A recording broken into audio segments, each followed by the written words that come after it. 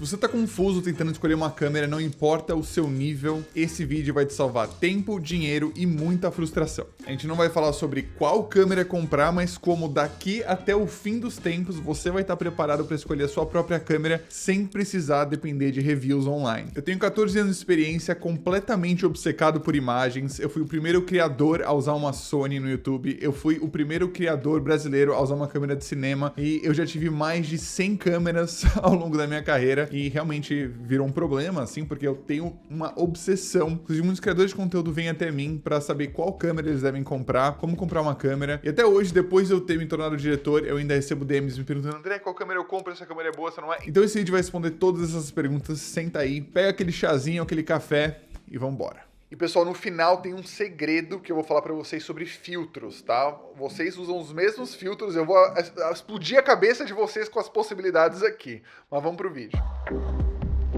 Então vamos lá, vamos mapear as suas decisões. São algumas perguntas que você tem que responder antes de você começar a sua jornada para escolher a sua câmera. Você quer uma câmera de foto, uma câmera de vídeo ou uma câmera híbrida, que faz os dois. Porém, sempre que você vai escolher uma câmera híbrida, pensa que você está abrindo mão de uma especialização. Então, é algo a se considerar. Qual o uso da sua câmera na sua vida? É uma coisa mais profissional, como essa S12 aqui, por exemplo, ou é uma câmera mais casual de fotografia, como essa Fuji X100 Mark VI? São coisas que também você tem que considerar, porque dependendo do uso, você vai fazer uma escolha diferente. A sua decisão aqui vai afetar o tamanho do sensor que você precisa, quais lentes você precisa, tamanho do corpo, a ergonomia e os acessórios. A gente vai cobrir acessórios aqui que são bem legais também, então fica até o final. E se você entender esse mapa, você nunca vai errar na sua compra e nunca vai desperdiçar o seu dinheiro. Vamos começar do macro pro micro. Essa câmera, o intuito é você trabalhar ou você usar ela para registrar a sua vida, né? Que é um apelo mais emocional, mais familiar. Porque uma câmera pode ser tecnicamente incrível, mas errada para você.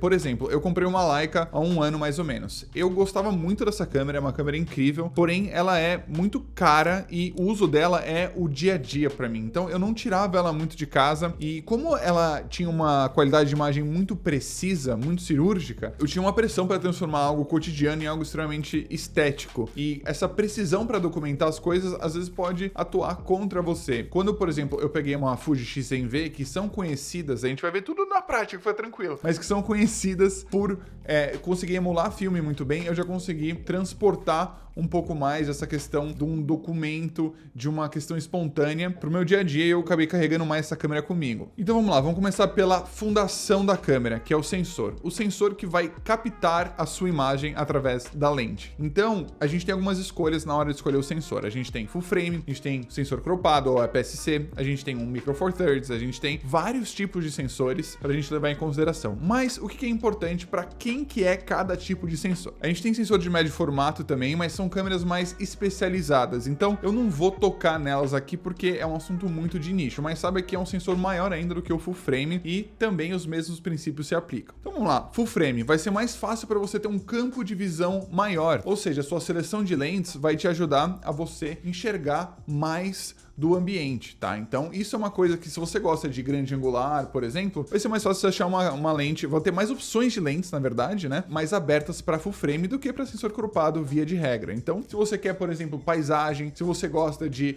documentar, por exemplo, tirar fotos do seu estúdio, que você quer pegar um pouco de tudo, um sensor full frame pode ser uma boa. Mas é o mais caro dessa lista. Via de regra também, vai ser mais fácil de você achar lentes que você vai ter aquele fundo mais desfocado, né? Que você gosta daquele puro creme do milho verde aqui atrás, talvez você queira um sensor full frame. Você tem também, via de regra, mais performance em baixa luz. Se você gosta de filmar ou fotografar em ambientes com menos iluminação, talvez esse seja o sensor para você. E pessoal, sabe que essas regras são baseadas na física, então vale tanto para fotografia quanto para vídeo, tá? Mas é claro que às vezes se você não tem acesso a uma câmera e você quer entender quais são as aplicações de uma lente, as aplicações de uma câmera, eu gosto muito de uma ferramenta chamada Higgs Field. Eles são patrocinadores desse vídeo e eu uso eles todos os dias praticamente para diversas coisas. Eles têm o Cinema Studio agora, que você consegue simular diversas lentes e diversas câmeras e até a abertura das lentes para você criar a imagem imagem que você quiser. E a partir dessa imagem você cria um vídeo. Eu gosto muito do realismo que essa ferramenta tem. Eu uso ela para thumbnails. As thumbnails aqui que você vê no canal são feitas com Higgsfield. É uma ferramenta que tem uma consistência muito alta, uma ferramenta muito completa. Eu consigo usar não só para criar thumbnails, mas também para desenvolver conceitos pros meus filmes. Eu vou gravar um curta-metragem agora. Eu coloquei uma foto de uma locação e aí eu falei, putz, eu queria essa iluminação aqui para mostrar para Ana. Eu coloquei na ferramenta, a ferramenta usou uma precisão, uma consistência muito grande com a minha referência. E agora dá para você citar referências. Então você consegue subir ali diferentes objetos que você quer ter na cena e você consegue mencionar esses objetos para você ter eles aonde você quer e para você poder fazer com que essa cena seja exatamente o que tá na sua imaginação. Eu gosto muito do Higgsfield, eu fico muito orgulhoso deles patrocinarem esse vídeo, porque realmente é uma ferramenta que eu não usava muito IA até então, porque eu não acreditava muito no potencial de ser algo realístico. E agora o realismo do Higgsfield que ele tá trazendo através do Cinema Studio, através de vários modelos de ponta, você consegue ter algo que é visualmente muito próximo da realidade, se não indiscernível da realidade, se é que essa palavra existe. Mas enfim, eu recomendo muito o Higgsfield, vocês podem acessar o link aqui embaixo e usar o meu cupom, tá bom, gente? Aproveitem aí, porque é uma bela ferramenta, eu acredito que todo mundo que trabalha com isso, se puder escolher, André, qual ferramenta que eu posso fuçar, porque tem tanta coisa lançando todo dia. O legal do Higgsfield é que eles estão constantemente atualizando a plataforma com as ferramentas de ponta, então se você tem uma assinatura do Higgsfield, você não precisa se preocupar com mais nada para você poder gerar a imagem que está na sua imaginação por um preço muito mais barato do que comprar uma câmera dessa, por exemplo. Uma coisa legal do full frame é que se você compra uma lente 35mm, vai ser equivalente a 35mm. E quando você compra uma lente para sensor cropado, você compra uma 16mm, ela vai ser, sei lá, 30mm na realidade. Você tem um fator de crop que você tem que levar em consideração. É o equivalente. A 16 ainda vai ser 16 na física, mas o equivalente vai ser diferente, tá? E esse equivalente é equivalente a um sensor full frame. Então, uma lente 35mm, um sensor full frame, vai ter o campo de visão de uma lente 35mm. Uma lente de 35mm, um sensor cropado, vai ter o campo de visão de uma lente mais fechada, certo? Com um fator de crop de 2 a 2,5 vezes. Uma coisa muito legal, característica de full frame ou até aqueles sensores maiores, médio formato, é o Open Gate, que faz com que a gente possa captar a imagem com o tamanho do sensor total. Então a gente consegue ter mais informação na altura e menos informação um pouco na largura, porém, quando você está gravando um conteúdo que vai ter que ser horizontal e vertical ao mesmo tempo, esse Open Gate, né, que é algo que você pode procurar na descrição da sua câmera, a Lumix, por exemplo, tem um Open Gate, a S12, que é por isso que eu tenho ela, um dos motivos, né, que eu gosto bastante dela, vai ficar mais fácil para você cropar conteúdo na vertical e na horizontal, porque você tem um pouco mais de altura, embora você tenha um pouco menos de largura. E aí, para isso também pode ser útil se você faz conteúdos de tipo, vou ter que entregar uma coisa, eu quero postar no Instagram e eu quero postar ao mesmo tempo no YouTube, né? Vertical e horizontal. Então, o Open Gate vai te ajudar a ter mais informação um pouco na altura e assim você consegue cropar com mais facilidade, preservar mais o quadro. E hoje em dia é cada vez mais relevante porque, principalmente para pessoas profissionais que trabalham com isso, a gente tem essa necessidade de entregar em vários formatos. A gente vai para o APS-C, que já é um pouco mais barato. A gente tem aquele fator de crop para a gente entender qual que é o equivalente da distância focada à sua lente. Mas o legal do APS-C é que não vai piorar a qualidade da imagem necessariamente, então não se preocupem com isso, tá? Tem muitas câmeras de cinema lendárias que usam um sensor equivalente a um sensor cropado e também pode ser, na verdade, algo que você vai usar a seu favor. Se você gosta de fotografia de pássaros, por exemplo, e precisa daquela lente que chega lá longe, você pode usar esse fator de crop a seu favor. Então, se você tem uma lente 300mm para sensor cropado, que é APS-C, né, que essa sigla significa, basicamente a gente chama de sensor cropado, sensor APS-C, e o sensor full frame é o sensor full frame, a gente tem esse fator de crop que pode atuar a seu favor. Então, se você tá com uma lente 300mm, faz 2 vezes, vira uma 600mm, tá? De novo, a lente não vira uma lente 600mm, mas o equivalente do campo de visão. Então, pode atuar a seu favor se você gosta desse tipo de, eu quero fazer esportes, eu quero fazer fotografia de animais, por exemplo. E é mais barato, né?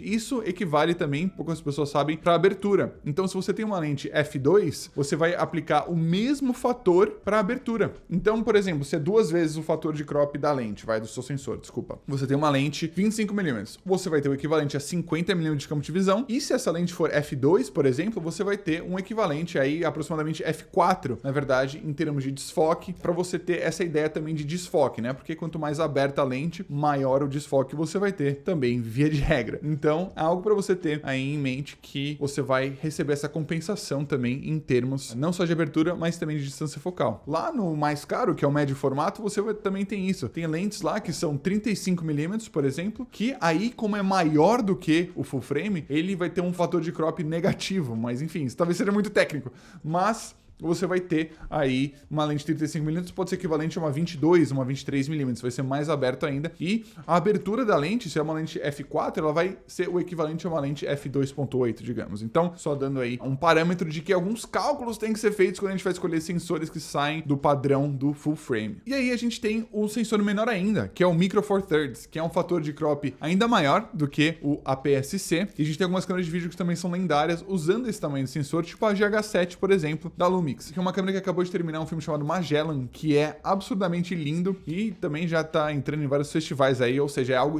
uma câmera extremamente capaz, caso você queira também investigar esse tamanho menor dos sensores. Só que tudo se aplica na ordem que a gente está conversando aqui. Então, um sensor que vai ter um fator de crop ainda maior e assim por diante. Porém, você tem adaptadores para amenizar isso, mas aí começa a ficar uma matemática aí mais complexa para você fazer quando você vai escolher comprar a sua câmera. Eu, pessoalmente, gosto muito de câmeras full frame, porque é o padrão ali e para mim as melhores câmeras do mercado hoje são full frame e também tem umas muito boas de médio formato, mas elas são muito mais caras, tá, gente? Eu tenho uma câmera APS-C, que é aquela ali em cima, que é a ZV-E10 da Sony. Eu não gosto muito dela porque ela não tem estabilização no sensor, porém eu uso ela como uma câmera que fica parada para vídeos curtos ou para webcam. Mas ela superaquece, ela tem os seus pormenores aí, a gente vai entrar em superaquecimento, a gente vai entrar em tudo em breve, então continua assistindo, vamos pro próximo capítulo aqui. Agora a gente vai entrar em bitrate, pessoal. A gente tem, via de regra, duas opções para a maioria das câmeras, 8-bit ou 10-bit. Algumas câmeras de cinema fazem 12 ou até 14 bits, porém, o que é o bit, né? O que é isso, né? Se a gente tá filmando o pôr do sol, vai lá, aquele céu laranjão, bonitão. A gente tem uma câmera que tá fazendo 8 bits, tá? 8-bit é basicamente como se você tivesse 256 lápis de cor. Então, quando você vai pintar um pôr do sol, por exemplo, você não tem muitas cores para fazer a transição de uma para outra. Isso faz com que você tenha uma coisa chamada banding,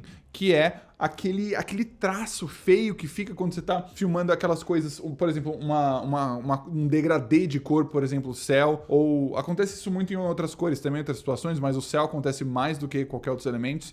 A gente tem aquelas linhas feias que essa falta de informação na hora da transição de cores, porque você só tem 256 lápis de cor na hora de filmar. Então, eu recomendo que vocês procurem por 10-bit quando vocês forem comprar uma câmera, porque você tem o equivalente a 1024 lápis de cor, que já são muito mais, já tem muito mais informação para você poder documentar e representar aí o seu céu. Então 10 bits para mim é um ponto bom, mas tem câmeras de cinema que fazem muito mais. Eu não vou entrar em detalhes aqui, mas via de regra, se você faz muita coisa no chroma key, uma câmera que consegue filmar 422 é melhor do que uma 420, porque você vai conseguir selecionar o chroma key de uma forma mais fácil. E para sensores menores ainda, a gente tem as action cams e celulares, que contam mais com avanços no software do que no hardware para conseguir trazer esse diferencial, porque eles têm essa limitação física. Via de regra, uma câmera muito pequena, um celular, por exemplo, eles não conseguem gravar numa compressão muito baixa, porque isso acaba esquentando mais o aparelho, né? Então a gente tem a ZV-E10 aqui, que é um ótimo exemplo, que é uma câmera que superaquece muito rápido. Por isso, câmeras maiores costumam fisicamente, né, permitir mais resfriamento, porque eles têm espaço para colocar resfriamento e tudo mais. Então é algo a se considerar. Mas celulares e action cams e tal, eles contam muito com esse avanço de software e AI e esse tipo de processamento, mais do que avanços físicos. E agora que você entendeu um pouco mais de como escolher o seu sensor, você vai entender como escolher a sua lente. A lente que vai definir o seu enquadramento, vai definir a sua compressão, a sensação que a sua imagem vai passar, tá? A distorção e tudo mais. Uma lente, pessoal, eu acho que uma coisa muito importante de se falar a respeito, ela transcende a distância focal. Muitas pessoas olha uma lente 24mm 1.4, é uma lente muito boa. Pode não ser. A qualidade ótica da lente acaba ditando muito da qualidade da imagem da sua câmera. E ela importa tanto quanto o sensor. Então, às vezes, você compra uma câmera muito boa, só que uma lente muito barata e as coisas acabam ficando desconexas. Essa câmera que eu tô me gravando, por exemplo, é uma câmera de ponta, uma câmera de cinema, é um Ronin 4D 8K e a lente que eu escolhi é uma Cooke SP3, que é uma lente 32mm de cinema 2.4 e o que é importante? É uma lente de $5.000. Nossa, André, como uma lente de 32mm vai valer $5.000. A qualidade ótica dela é muito superior a qualquer outra lente que você vai comprar 32mm hoje. Então, por esse tamanho principalmente, ela vale muito a pena para finalidades que eu uso para cinema, eu uso para propagandas de alto orçamento e tudo mais. Então, óbvio que tudo tem o seu equilíbrio, mas o que eu gosto de fazer? Eu gosto muito de comprar lentes que são da mesma marca da câmera. Se eu tô comprando lentes da câmera, eu vou priorizar lentes da Sony. Claro que tem exceções, tem lentes muito boas aqui e ali que são de terceiros, né? Mas eu gosto muito porque a lente que você compra da mesma marca da câmera se comunica com a câmera. Ou seja, a câmera já tem embutida, você pode ter, por exemplo, a Sony tem a compensação do respiro da lente. Às vezes quando você muda o foco, a câmera dá um focus breathing, né? Que se chama. Então ela dá um mini zoom, que pode distrair um pouco. A Sony já colocou uma compensação digital para isso dentro das câmeras, só que ela tem que se comunicar com a lente. Tem compensação de vinheta, tem compensação de muitas coisas que às vezes vale a pena, a estabilização também, além de se comunicar com a câmera. Muitas vezes o foco também é mais rápido. Enfim, não que não tenha lentes boas terceirizadas, mas eu prefiro lentes que são parte do ecossistema da câmera. E pessoal, não tenham medo de ter só uma lente fixa. Por exemplo, o primeiro vídeo que eu fiz pro Japão, eu fui só com uma 24-70. Eu passei grande parte da minha vida só tendo uma 24mm e uma 35mm. A 24mm eu usava mais pra vlog, mais pra fazer paisagem e tudo mais, e a 35 mais pra pessoas. Então eu gosto muito da 35 e da 24, porque lentes fixas também tem uma abertura mais rápida. Você deixa entrar mais luz no sensor, você tem mais desfoque e você consegue uma imagem que é um pouco mais agradável de uma forma mais fácil, tá? Então eu gosto muito dessas duas distâncias focais, eu recomendo para todo mundo, ou uma 24-70 2.8 também é uma belíssima lente que eu gosto muito. Com essas três lentes você tem literalmente tudo que você precisa ter, na minha opinião, pelo menos. Essas três lentes eu tô muito bem servido. Gente, minhas costas estão doendo aqui, esse banco tá muito duro, eu vou mudar ali pro meu setup porque eu preciso de uma cadeira mais confortável, tá? Pera aí. Agora tá bem melhor. Então agora vamos falar sobre um conceito fundamental, tá? Foto versus vídeo. Via de regra, o que vai acontecer? Se você escolhe uma câmera de fotografia para vídeo, você vai ter mais megapixels e, portanto, a leitura do seu sensor vai ser mais lenta. E qual a consequência disso? Aquele efeito geleia, que quando você vira a câmera é chamada rolling shutter. Quando você vira a câmera muito rápido, as coisas vão parecer que elas estão fazendo isso. Isso acontece porque o seu sensor precisa de mais tempo para fazer uma leitura completa. Então, é algo a se considerar se você está fazendo muitas imagens de ação ou esporte ou mexendo na câmera muito rápido. Se você quer escolher uma câmera de foto que também faz vídeo, é algo a se considerar. Mas eu tenho câmeras híbridas que são ótimas e é praticamente imperceptível esse rolling shutter, a não ser que seja uma coisa extremamente dramática. Mas se você está escolhendo uma câmera de 50, 60, 70 megapixels, também quer fazer vídeo, presta atenção nos reviews se isso é algo que eles chamam a atenção, tá? Procura o rolling shutter, ou escreve lá, pesquisa como é que é o rolling shutter dessa câmera. É algo que é se considerar para câmeras híbridas. Por isso que uma FX3, uma 7S tem, sei lá, 12 megapixels, por exemplo, e isso faz com que o sensor tenha uma velocidade de leitura mais rápida e você não tenha tanto esse problema. E também tem o global shutter, né, que é um outro tipo de leitura, um outro tipo de sensor que câmeras de cinema usam, que são em tempo real, e você não vai ter esse problema, mas são câmeras extremamente dedicadas e são sensores bem caros também. Eu vou falar uma coisa obrigatória para quem grava sozinho, mas antes algo ainda talvez mais importante, que é a questão da estabilização no sensor. As pessoas ignoram isso quando vão comprar uma câmera. A gente tem várias câmeras saindo com sensores muito mal estabilizados, tipo a Nikon ZR, por exemplo, que é uma câmera extremamente de ponta de cinema. A gente tem a Canon também lançando câmeras agora que tem uma estabilização meio mais ou menos, e a ZV-E10, que eu uso de webcam aqui, não tem estabilização no sensor. Isso é algo fundamental para quem faz imagens com a mão, tá? Se você usa o estabilizador o tempo inteiro, não tem tanto problema, mas se você gosta daquele take com a mão, mais handheld, dar um passinho para cá, outro para lá, estabilização no sensor é importantíssimo. Muitas vezes, na realidade, você vai perder um pouco, vai ter um fator de crop no seu sensor, tá? Então ele vai diminuir o seu campo de visão para ele poder fazer uma compensação, uma estabilização digital. Ou dependendo da lente, também é muito mais raro isso. Eu acho que eu nunca tive uma lente com estabilização ótica, e lentes que tem uma questão analógica que coloca os elementos óticos de uma flutuância ali, e isso dá uma amenizada, tá? Estabilização também, dependendo do nível dela e dependendo da tecnologia, ela pode ter algumas consequências. Então você pode ter artefatos na imagem, pode ficar um pouco estranho dependendo do movimento brusco que você faz. E via de regra, a campeã em estabilização é a Lumix. É bizarra a estabilização que eles têm, parece que você tá num gimbal quase, porém o fator de crop é bem alto, embora eles tenham um modo sem crop também, que funciona super bem. Sony também é ótimo em estabilização, principalmente nas câmeras mais mais novas. Então, essas duas marcas aí estão com liderança em termos de estabilização. E, claro, a gente não pode deixar, né, pro operador solo aí, pro criador solo, falar de foco automático, tanto para foto quanto para vídeo. Via de regra, as câmeras para foto, elas têm um foco automático que performa melhor do que para vídeo. Para vídeo é mais complexo. Então tem câmeras que são super boas em termos de foco automático para foto, mas não são para vídeo. Tá? Então, mas se ela é boa para vídeo, ela vai ser boa para foto também, porque é muito mais difícil. Em termos de foco automático, o que você está buscando são duas coisas, tá, gente? A gente tem o tracking de pessoas e você vai estar olhando para principalmente o quão travado, quão locked in ali a gente tá no olho da pessoa, o olho que vai ditar o foco, né? E a gente pode testar em termos de movimento para frente, para trás. Via de regra, quanto mais aberta tá a lente, mais desfocado tá o fundo, mais difícil vai ser para a lente focar. Então, é algo a se considerar também. E quanto mais fechada a lente, é mais difícil ela manter o foco também, porque o movimento relativo ali no campo, ao campo de visão é maior. Então, um movimento pequeno numa lente fechada acaba se tornando um movimento grande. Isso faz com que a câmera tenha mais dificuldade em travar o foco ali. Então, algo a se considerar também quando você está pensando numa câmera, quando você está testando uma câmera. Mas, via de regra, Sony e Canon não tem erro. A Nikon ZR também eu ouvi falar coisas muito boas agora do foco automático. A Lumix tem um bom foco automático para pessoas, mas não para objetos, né? Câmeras têm mais dificuldade em lidar com foco automático de objetos para travar ali no objeto em si e traquear, mas no rosto nem tanto, porque a gente tem um padrão de rosto, né? Como seres humanos, costumamos ter 2 olhos, uma boca e um nariz. Isso faz com que o foco automático saiba o que é um rosto, mas aí quando é um objeto pode ser qualquer coisa. Então é mais difícil de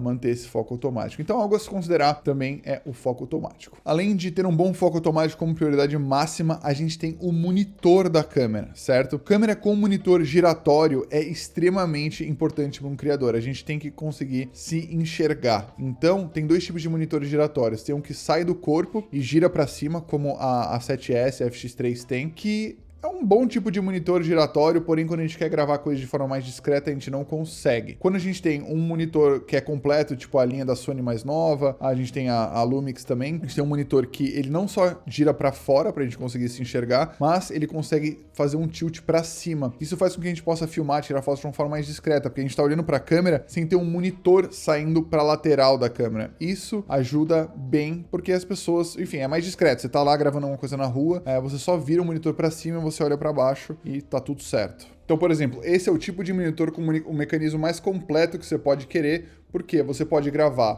tanto assim, né, com a câmera com o monitor apontado para cima, você olhando para a imagem, quanto assim.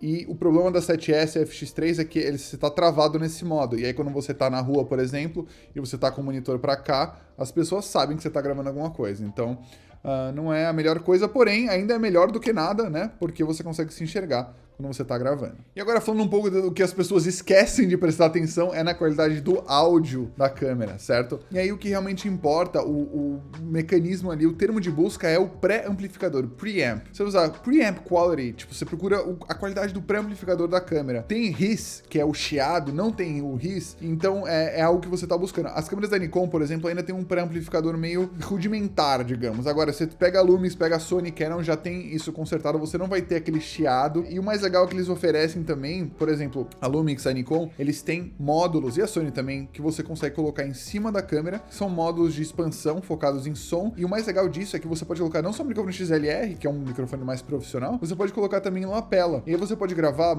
vários microfones em vários canais diferentes e ter redundância. Eu posso colocar um shotgun em cima da câmera que tá funcionando, eu coloco um lapela no meu talento, então eu tenho essa redundância, eu tenho essa versatilidade. E esses módulos também, principalmente na Lumix e na Nikon, eles fazem 32-bit float, que é um tipo de som que é praticamente um RAW, que você tem uma latitude muito maior, não precisa ficar se preocupando em regular o nível ali, o som, e você tem um alcance dinâmico muito grande, você não precisa se preocupar com o som estourar ou ele tá muito baixo. Porém, é ainda bom você acertar mais ou menos ali, porque ele faz milagre, mas nem tanto. Não se esqueçam, pessoal, do cartão de memória compatível com a melhor qualidade da sua câmera. Não adianta você colocar gasolina comum numa Ferrari, então não economize também no cartão de memória, tá? Tem marcas muito boas que fazem cartões de memória excelentes, excelentes como a ProGrade, por exemplo, por um bom custo-benefício, e a gente tem marcas que são muito boas, fazem cartões muito caros, são bons também, tipo a linha Sony Tough. São cartões muito caros, só que eles são muito resistentes também. Então, se você tá trabalhando em praia, tá trabalhando em ambientes mais inóspitos, talvez valha a pena você comprar um cartão que seja mais resistente. E cartões que tem a velocidade compatível com a sua câmera. Sempre pesquise qual é o melhor cartão para sua câmera para você poder usar todas as funcionalidades dela. E aí a gente entra também na questão do superaquecimento, né, pessoal? Muitas câmeras que são menores, elas superaquecem, como a gente mencionou brevemente. Porém, tem algumas coisas que você pode fazer para amortizar isso, que é a questão de usar uma bateria externa, como um dummy battery. É uma bateria basicamente oca, parecida com uma bateria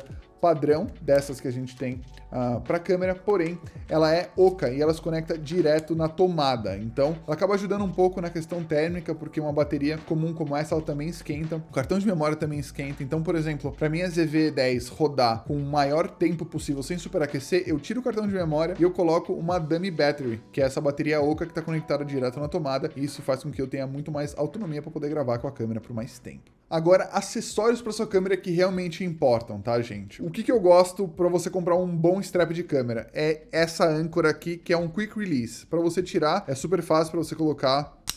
Você também só colocou, eu quero tirar, quero fazer, sei lá, colocar ela no bolso, transportar ela, fica super fácil. Então, essa âncora aqui é da Peak Design, tem outras âncoras de outras marcas também, outros straps de outras marcas, porém, tamanho de strap também é algo importante para você prestar atenção. Via de regra, o tamanho do seu strap dobrado assim, ele tem que chegar abaixo do seu umbigo e até o meio do seu pescoço. Essa é o tamanho ideal do seu strap para você poder usar ele de uma forma versátil, sem ele ficar muito grande, ainda a sua câmera tá segura. Eu gosto muito de um grip para câmera, que é isso aqui, ó.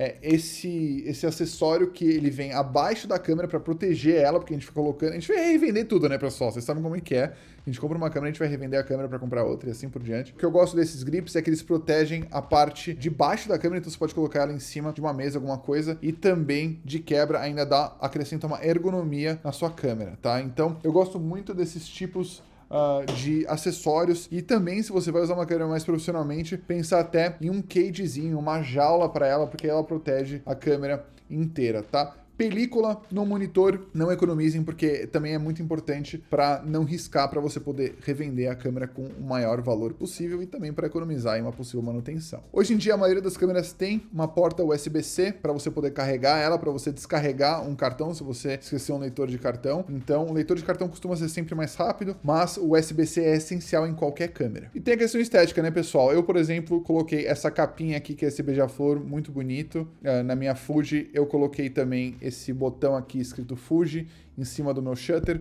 São coisas pequenas, mas que para mim influenciam na hora de eu querer pegar a câmera, como é uma câmera pro dia a dia. Eu acho que essas coisinhas dão uma temperada extra aí, uma estilizada, porque querendo ou não, isso também é um acessório, né? É um acessório da sua roupa. E se você gosta dessas coisas como eu, no Etsy tem coisas muito legais que também mandam pro Brasil, mas cuidado com a taxa, alfândega, etc. E agora chegamos à parte dos filtros, tá? Que todo mundo usa o quê? Black Pro Mist, filtro pé de boi, todo mundo usa. Gente, existe um mundo lá fora de filtros que eu vou mostrar para vocês. Eu falo muito no meu curso sobre isso. Eu vou mostrar aqui o que a Tiffen oferece no site deles. É um gráfico ali que você vê todos os tipos de filtros e o que eles fazem. Eu gosto muito de um filtro chamado Black Setting, por exemplo. Eu não uso Black Magic ou Black Pro Mist porque eu acho que fica, cara, muito...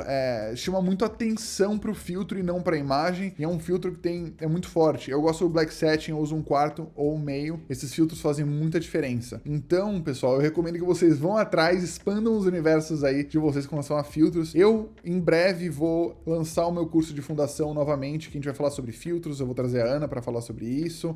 Enfim, muitas coisas legais estão por vir, mas quando chegar a hora eu falo para vocês, tá? Então, se você viu até aqui, por favor, se inscreva no canal. Tem muitas coisas aqui que eu quero ajudar vocês. Eu quero democratizar o conhecimento do cinema, do audiovisual, e essa missão só funciona se vocês me ajudarem também. E muito obrigado, até o próximo vídeo.